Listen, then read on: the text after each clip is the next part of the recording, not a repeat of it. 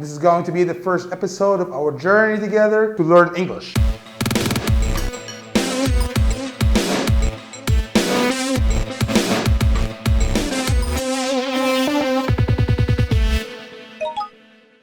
Hello everyone, this is Jimmy, Muhammad Gamal, James, it doesn't matter. And this is going to be the first episode of our journey together to learn English. طيب النهارده هنتكلم عن حاجة اسمها Idioms. يعني ايه؟ Simply Idioms دي مجموعة كلمات كده جنب بعض بيدوك معنى تاني خالص. بصوا هو كلنا عارفين انه جزء كبير من انك تتعلم اي لغة انك تفهم التريكات اللي فيها، الهري اللي بيقولوه، الشغل اللي فيها، السكس اللي فيها. يعني مثلا جامد فشخ دي مش معناها قوي، بس احنا خلينا معناها قوي. اوكي زي مثلا بالظبط بيس اوف كيك، دي حاجه معروفه جدا. لما يقول لك دي حاجه بيس اوف كيك، it was a piece of cake، يعني سهله فشخ. هو لا بيس يعني سهله ولا كيك يعني فشخ، بس اهو. يبقى احنا دلوقتي هنتكلم عن حاجه اسمها idioms. idioms من الاخر ممكن نقول ان هي عبارات معناها الحقيقي غير معناها الحرفي تماما. طيب زي مثلا save by the bell، انقذ عن طريق الجرس، بس اكيد احنا ما بنقولهاش كده، مش حاجه في الدنيا اسمها انقذ عن طريق الجرس، يعني اتلحق على اخر لحظه. يعني مثلا المراقب ساب اللجنه في اخر